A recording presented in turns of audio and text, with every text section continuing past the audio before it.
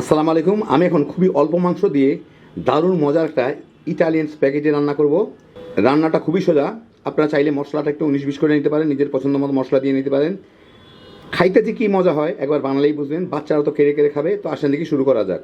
আমি একটা সসপ্যানে কিছু পানি ফুটাই নিছি। এর মধ্যে আমি দিয়ে দিচ্ছি প্রায় 1 চা চামচের মতো কি তার একটু বেশি লবণ,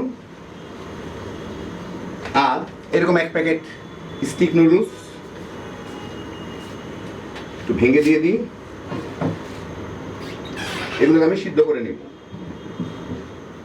5-6 মিনিটের মধ্যে নুডলসগুলো সিদ্ধ হয়ে গেছে। একদম গলা গলা সিদ্ধ না, একটু শক্ত শক্ত সিদ্ধ। এখন আমি এগুলার পানিটা ফেলে ঠান্ডা পানি দিয়ে ভিজা রাখবো। আমি নুডলসের পানিটা ফেলে দিলাম, ছেঁকে নিয়ে এখানে ঠান্ডা পানি নিয়ে এসেছি, ওর মধ্যে এটাকে আমি ভিজা রাখবো। এর ফলে তেল তেল কিছু দেওয়া লাগবে না, এটা গায়ে গায়েও লাগবে না, ঝরঝরা থাকবে, আর এটা আরেকটু ফুলে যাবে।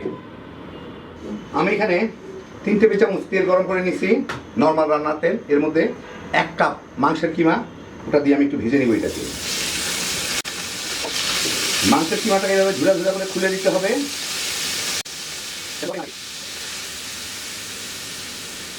মাংসের কিমাটাকে এভাবে ঝুড়া ঝুড়া করে খুলে দিতে হবে যাতে দলা থেকে না থাকে। আর আমি কিন্তু হাই হিটে রান্না করতেছি। এই মাংস থেকে একটু পানি বের হয়েছে, পানিটা একটু শুকানো পর্যন্ত আমি অপেক্ষা করব। এই মিনিট দেড়েকের মধ্যে এই মাংসের পানিটা শুকায় গেলে এর মধ্যে আমি দিয়ে দিচ্ছি একটা বড় সাইজের পেঁয়াজ, আমি কুচি করে রাখছি, ওইটা দিয়ে প্রথমে একটু ভেজে নিব। তারপর 4 কোয়া রসুন আমি একদম কুচি কুচি করে রাখছি, ওগুলো পরে দিব। পেঁয়াজটা একটু ভেজে নিয়ে সাথে পেঁয়াজটা হালকা একটু বাদামি হওয়া পর্যন্ত, আর মাংসটাও হালকা একটু বাদামি হয়। পেঁয়াজটা একটু নরম হবে, মাংসটা হালকা একটু বাদামি হবে।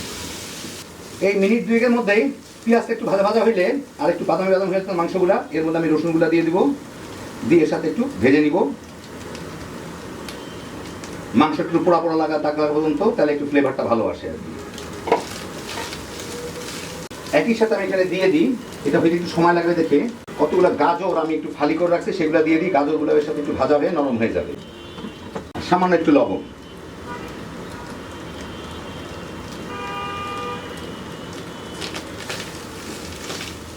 মিনিট 2 ভেজে এর মধ্যে আমি দিয়ে দিব 1 টেবিল চামচ ময়দা। ময়দাটা দিয়ে এর সাথে একটু ভেজে নেব মিনিট খানেক। এই মিনিট খানেক ময়দাটা দিয়ে ভেজেই আমি এর মধ্যে দিয়ে দিচ্ছি প্রায় 2-3 টেবিল চামচ টমেটো সস, দিয়ে এর সাথে একটু ভেজে নিব। বাস মিনিট খানেক ভেজেই আমি এর মধ্যে দিয়ে দিই কিছু পানি, খুব বেশি না, অল্প একটু পানি দিতে হবে, এটা জাস্ট একটা গ্রেভি হয়। আর একটু লাগবে, আর প্রায় 1 টেবিল চামচ অরেগানো। যে কোনো ইটালিয়ান সিজনিং আপনারা দিতে পারেন। যদি আপনার কাছে না থাকে, কেউ যদি পিজা টিজা খাইতে যখন যান তখন এরকম ছোটো ছোটো প্যাকেট দেয়, এগুলো নিয়ে আসেন।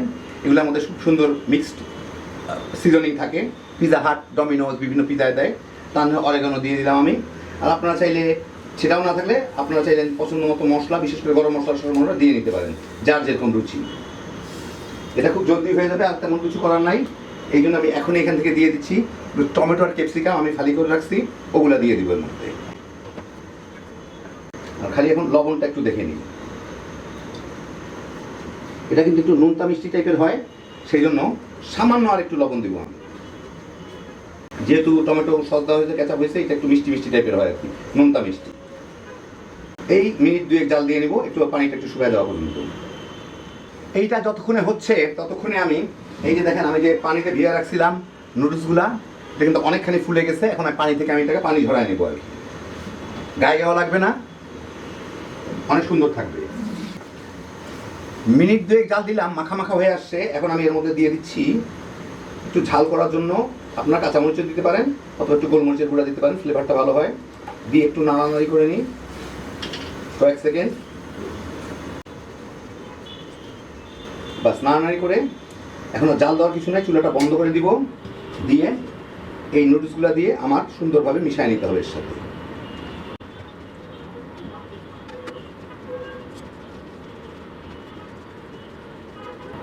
ভালো মতো মিশিয়ে নিলাম। খুব অল্প মাংস দিয়ে তৈরি হয়ে গেল আমার দারুণ মজার বিফ নুডলস বা বিফ স্প্যাগেটি, যেটাই বলেন না কেন। আপনাদের আমি একটু পরিবেশন করে দেখাচ্ছি। তো এই দেখেন, হয়ে গেল আমার দারুণ মজার বিফ নুডলস বা বিফ স্প্যাগেটি। রান্নাটা দেখলেন খুবই সহজ। আমি ইটালিয়ান মশলা দিলাম, চাইলে আপনারা কিন্তু যে কোনো দেশি মশলা ব্যবহার করতে পারেন। কিন্তু খাইতে যে কী মজা হয় একবার বানালেই বুঝবেন। বাচ্চারা তো কেটে কেটে খাবেই, বড়রাও তামা তামা করে খায় ফেলতে পারবেন। একদম কম ঝামেলায় হ্যাপি জোশের একটা আইটেম। আল্লাহ আপনাদের সবাইকে ভালো রাখুন, সুস্থ রাখুন, নিরাপদে রাখুন। ইনশাল্লাহ বেঁচে থাকলে আবার দেখা হবে। ফি আমানিল্লাহ।